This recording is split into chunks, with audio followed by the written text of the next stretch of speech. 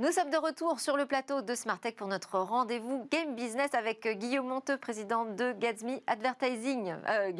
Gatsby, spécialiste de l'in-game advertising. Je fais un raccourci.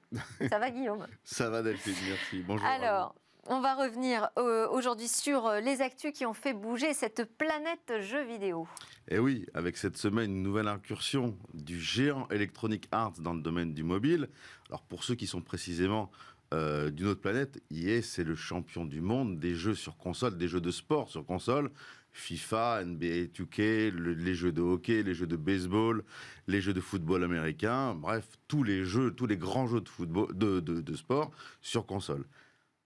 D'ailleurs, EA avait racheté le studio Codemaster en début d'année pour 1,2 milliard de dollars et les très appréciés jeux de voitures de Codemaster. Le sport, la voiture, on reste quand même dans le même univers. Absolument, on reste dans le même univers. Eh bien, EA nous avait surpris il y a 6 mois en rachetant le studio de jeux mobile Glu pour 2,4 milliards de dollars. Alors certes, le studio de jeux mobile Glu faisait des jeux de sport, et notamment un jeu de baseball. Il faisait aussi des jeux de tir avec Deer Hunter, avec Frontline Commando, des jeux de gestion avec Cooking Dash, Diner Dash. Bref, à l'époque, EA avait mis la main sur 14 millions de joueurs et 800 personnes. Et bien, la semaine dernière, EA continue son incursion dans le monde du jeu mobile avec l'acquisition d'un studio qui s'appelle Playdemic. Et Playdemic s'est fait racheter pour 1,4 milliard de dollars. Et Playdemic, c'est un jeu. 1,4 milliard de dollars pour un jeu. Alors, le vendeur, Warner, a expliqué la vente, en justifié la vente en disant qu'il devait participer à la restructuration de la dette de sa maison mère AT&T, mais ça fait quand même assez cher pour un jeu. Alors, l'événement est d'importance, au-delà du fait que EA va dans le mobile, parce que, en fait, ce jeu, pour moi et pour plein de gens, c'est quand même le meilleur jeu de golf. Et je vais peut-être aller un peu loin. Pour moi, c'est presque le meilleur jeu sur iOS et Android tout court. Et c'est sans doute ce qui justifie aussi le prix absolument fou que EA a mis pour acheter cet éditeur. Et ce qui est intéressant, c'est que EA avait mis la main sur une franchise, et en l'occurrence la franchise du PGA Tour, qui est le tour du golf. Et je pense qu'appliqué à Golf Cash, ça risque de faire encore un jeu encore plus grand. D'un point de vue du business, en fait, cette opération, elle montre l'impressionnante consolidation des studios de développement, qu'ils soient mobiles, PC, console, et c'est vraiment qui sera le plus gros, à celui qui aura le plus de grand nombre de franchises.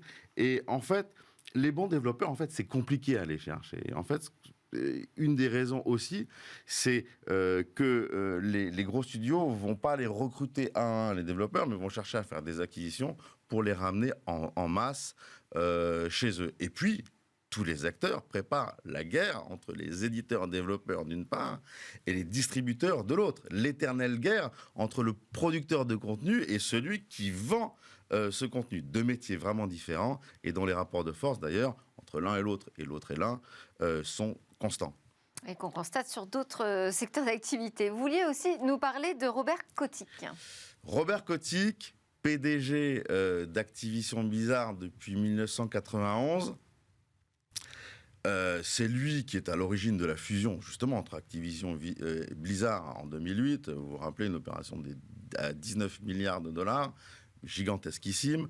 C'est lui aussi qui est quelque part le papa du succès des jeux extraordinaires qu'on connaît, comme Call of Duty, World of Warcraft, Starcraft, Guitar Hero. C'est lui qui est à l'origine du rachat de King en 2015, et donc du fameux Candy Crush. Il a rendu des dizaines de milliers de personnes riches et ses actionnaires très riches. Et c'est pas forcément de ça dont vous vouliez nous parler. Non, parce qu'il y a une polémique en ce moment sur la toile, parce que sa prime est de 155 millions de dollars, sa prime personnelle. Alors là, moi, je suis un peu partagé sur ce sujet-là, parce que je fais partie de ceux qui pensent que quand on est un patron, on doit avoir sa rémunération proportionnelle aux résultats qu'on amène. Bon, un bon patron doit être bien rémunéré, un peu à l'américaine. Mais là, ce qui est un peu gênant, c'est que Bobby Kotick, comme on l'appelle, dans le milieu, même s'il a fait énormément de choses extraordinaires, même s'il a de très bons résultats, en fait, c'est un peu, enfin, son bilan est un peu mitigé parce que dès qu'il peut faire partir des gens, il le fait. Et ça, c'est un peu compliqué de demander de très grosses sommes pour soi et de laisser partir des gens alors que sa société n'a pas vraiment besoin de faire partir des gens. Bon, on enchaîne avec Disney qui s'intéresse de plus en plus au monde du jeu vidéo. Vous voyez quand même qu'on aborde des sujets un peu compliqués quand même, qui dépassent parfois le jeu vidéo. En peu de temps, en plus. Alors Disney, on a connu toujours les jeux vidéo à l'effigie des personnages de Disney depuis toujours, les jeux de Mickey, les jeux de Cars, les jeux d'Aladin, les jeux de Toy Story. Mais là, en fait, j'ai l'impression, moi, que Disney, depuis une année, met les bouchées doubles dans le domaine du jeu vidéo. Il l'avait fait déjà dans le cinéma, où depuis 5 ou 6 ans, ils produisent la franchise Marvel à grande vitesse et à renfort de beaucoup d'argent. On a l'impression que Marvel, d'ailleurs, ils sont partout. On a 2 Marvel par an qui sont surproduits, et d'ailleurs très bien produits, d'à tel point qu'on a presque l'impression qu'il n'y a plus que ça au cinéma. Bref, quand Disney fait quelque chose, en fait, il met les moyens et il le fait bien.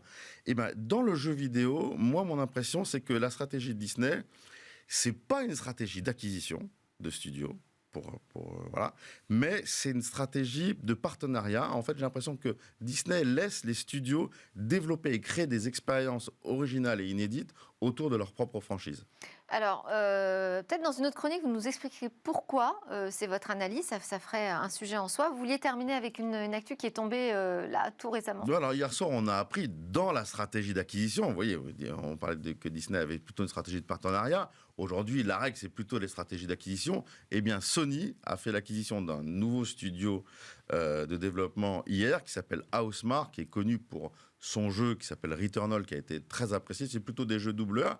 Mais Sony affirme sa volonté de proposer sur sa PlayStation que des exclus, et principalement des exclus. Et voilà l'actu du jeu vidéo suivi de près par Guillaume Monteux. Merci beaucoup, Guillaume, président de Gatsby. À suivre, eh bien, on va parler des défis autour des données et des essais cliniques critiques avec une avancée technologique qui va nous faire grandement progresser. On aura d'ailleurs Cécilia Sévry en plateau avec une interview.